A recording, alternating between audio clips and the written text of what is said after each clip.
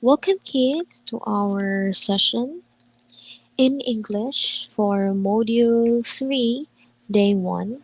And join me to uncover a selection that talks about why the sky is high with different versions: Tagalog, Iloko, and Hiligaynon.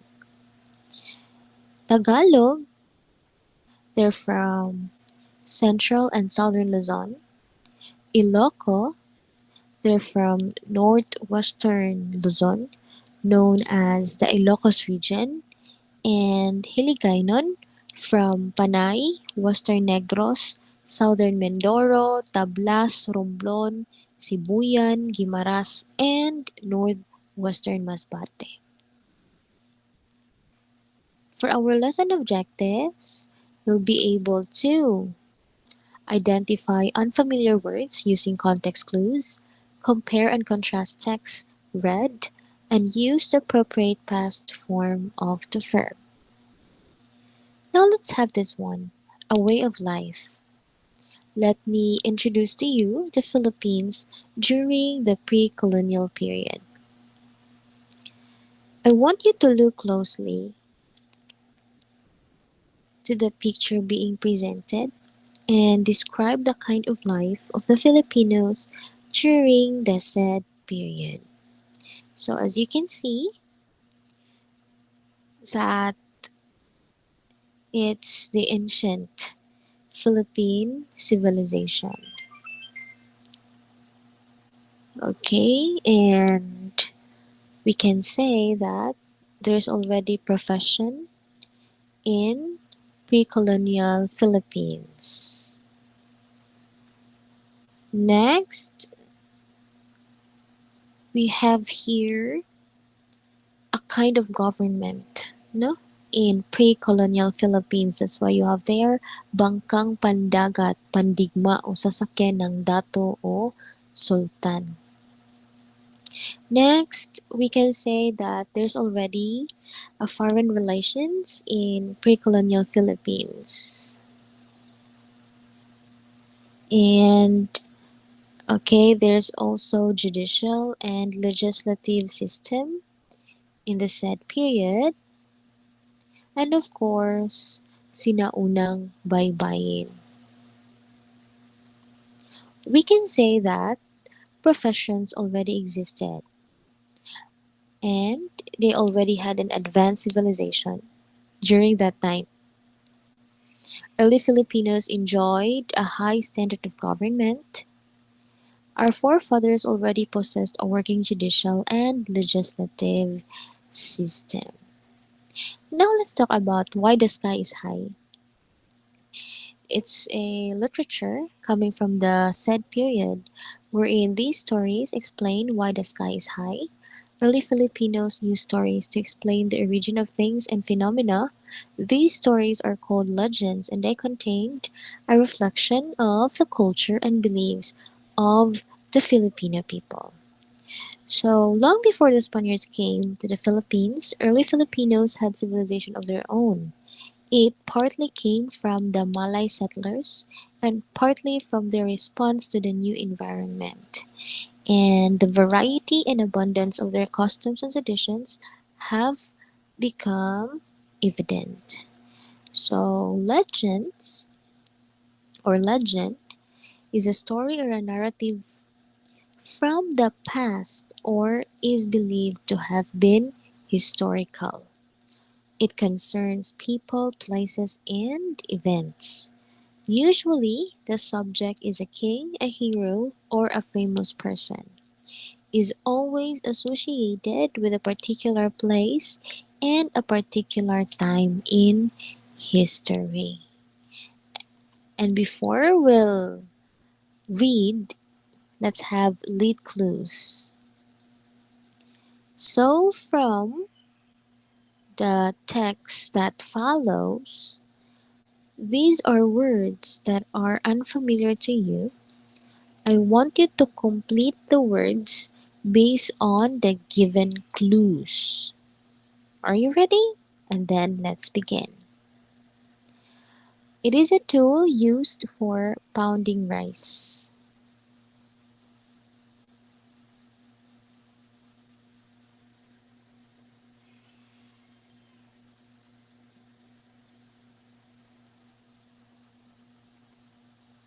Let's try to see if we got it right. Okay, it's correct.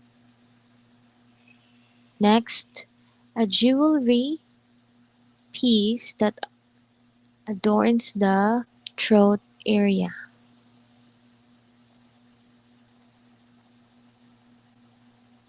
Let's try to see if we got it right. Okay, it's correct.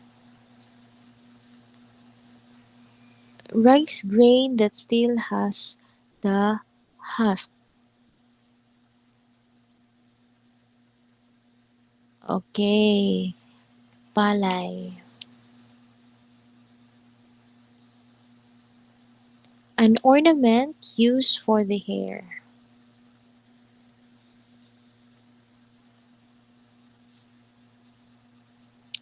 Comb. And a pointed weapon. So, what would be the word? Okay, let's try to see if we got it right.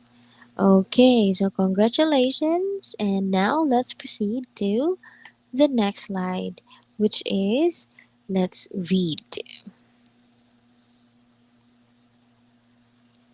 From the Tagalog version.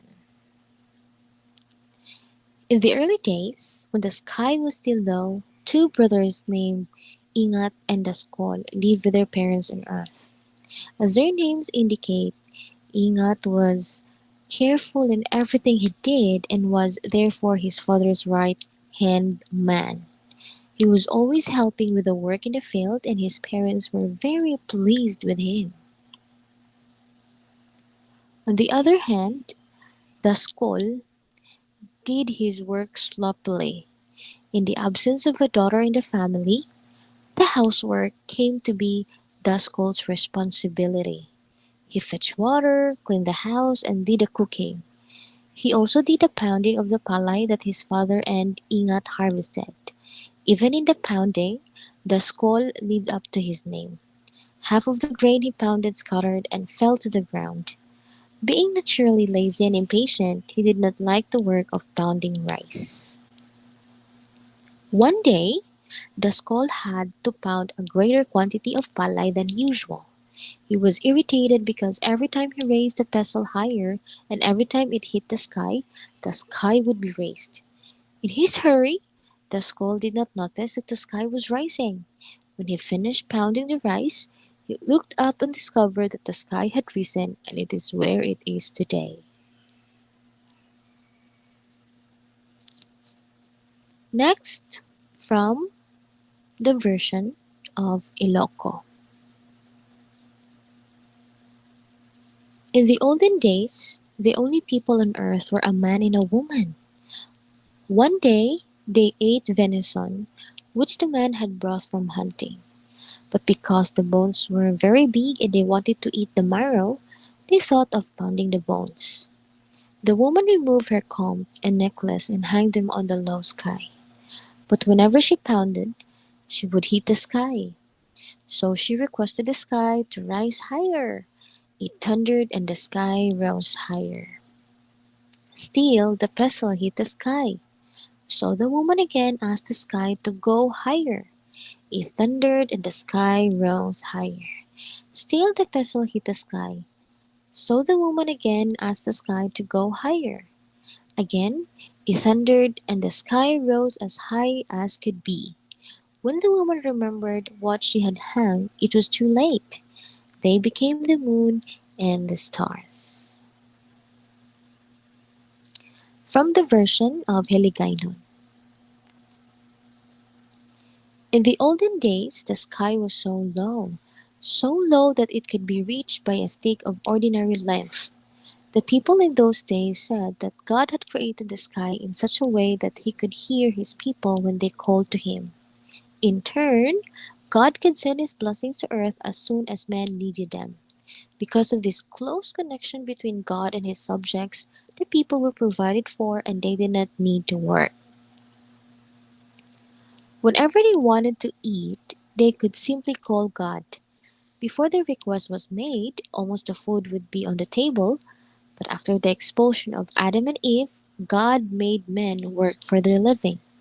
With this change in their condition came the custom of holding feasts when the men would rest from their labors. One day, one of the chiefs, Abing by name, held a feast. Many people came to enjoy it. A sayaw, or a native war dance, was given in honor of the men belonging to the chief, and it was acted by men brandishing spears. While acting, one of the actors, who was drunk, tried to show his skill but forgot that the sky was so low. When he darted his spear, he happened to pierce the sky, and one of the gods was wounded. This angered God the Father, so he raised the sky as we have it today, far from the earth. Think about this. In the stories, what is the importance of the sky to the people? In the stories, why is the importance of the sky to the people? Okay? Mhm. People used to hang things from the sky. That's why it's very important to them because they can put things, they can hang things. What difficulties did people experience when the sky was low? Okay, from Tagalog version, people couldn't do the task properly, like pounding of the palay. While in Iloko's version, it's the pounding of the bones. And lastly, from Hiligaynon, people done something that angered the god such that he raised the sky as what we have it today. And that ends our session. Hope that you'll be able to grasp the selection's main idea. Thank you for listening, and I'll see you on our virtual class. Bye!